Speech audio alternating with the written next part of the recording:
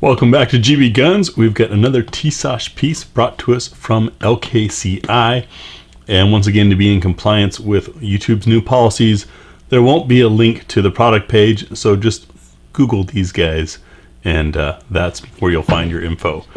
This is the Regent BR9 in black, and fans of the branding high power are about to get excited. Coming up next on GBGuns.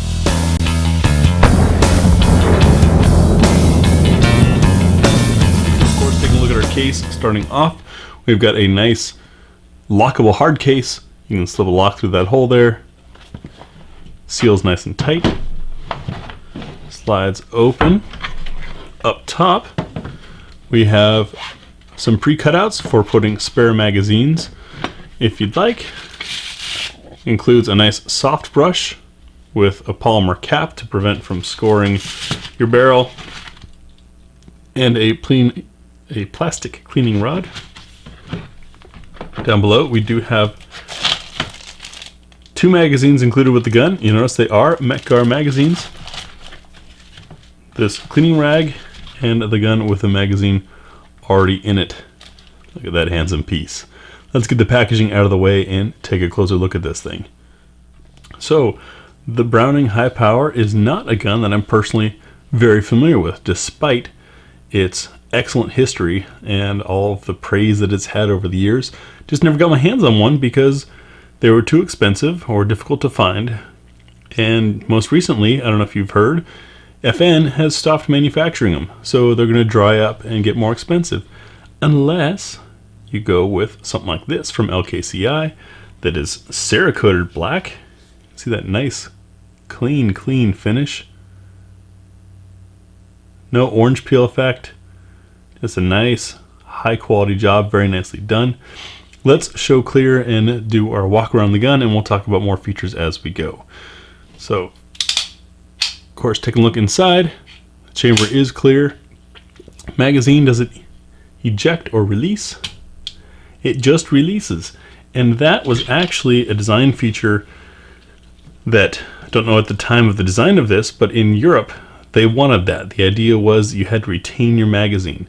A lot of European guns from the 60s and earlier required taking that hand to strip it out.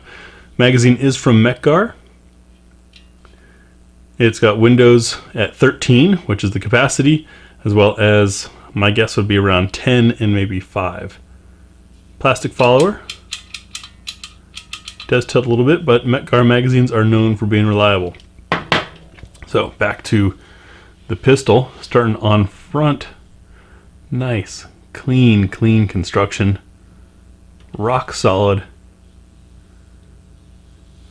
Even that front sight, you see it's a driftable sight, but you see how smooth and tight it stays to the barrel. You can barely feel that there's any difference there.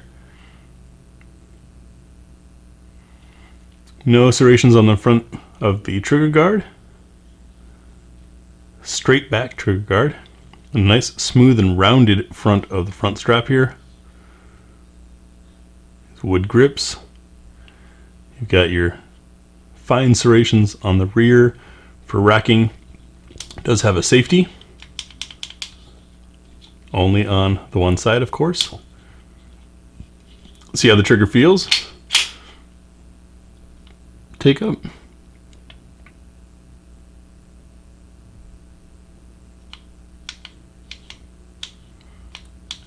And nada. Probably has a magazine disconnect.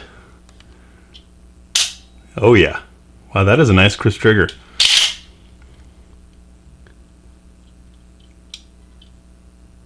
It's a good feeling trigger. Not a whole lot of travel. I can see why people are fans of these. The backside is smooth. Our slide to frame fit back here. About like a high level 1911. And our 3-dot sights.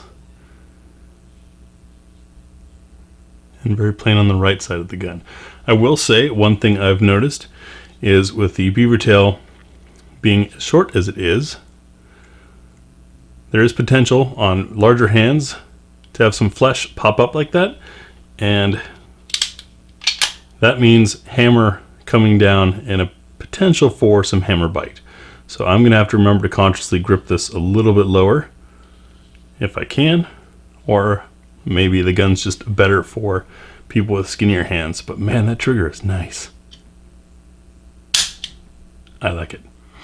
All right, next we'll field strip this and take a look at the insides of the gun. So before I field strip this, one thing I wanted to mention and point out is just how smooth this slides. I know it's probably not something that you can see on camera, but it really just glides. All right, so we know the gun's clear. We're going to lock the slide back, and then giving it some rearward pressure, tap this pin out. Comes out nice and easily, and now slide comes right off. That's all there is to it. Very easy to do. Take a look at this beautiful steel frame. Very clean machining. Nicely built gun. Take a look at our slide. Pull forward on the guide rod to get it out. There's a metal guide rod, non-captured spring. There's our barrel. Nice barrel. Nice polished feed ramp.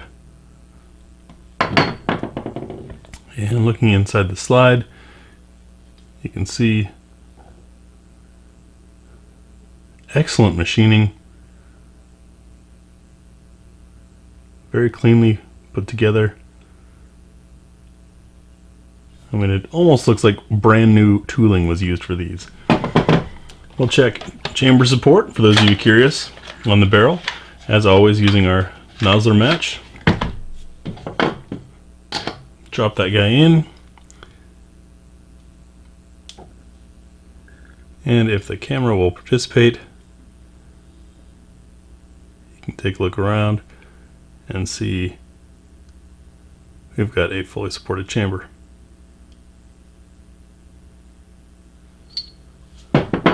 So, as a gun guy who has shot a lot of guns and shoots a lot of guns on a regular basis, I gotta admit, not having had much high power experience, I am really excited about this. This is a very historical design. It's a design that has sort of a cult following with those who are into it, and I want to know why. So I'll get this out to the range as soon as I can. We'll do our full magazine +1. We'll do the what's for dinner test and run a variety of loads through here. See what, see how it does with modern defensive ammo, aluminum casing, steel casing, and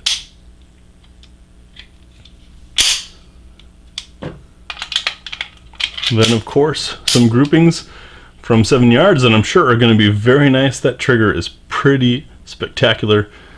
I like those handsome wood grips. Curious to hear what your thoughts are, and if you are a Browning high power guy, please give me some thoughts and information on what you see here. Is this true? Is there to the original? Are there things missing or things that are improved? I mean, the machine quality is just incredible. Look at that shine across the front here. Very nicely done build, very handsome piece. Get out to the range soon. Thanks for watching.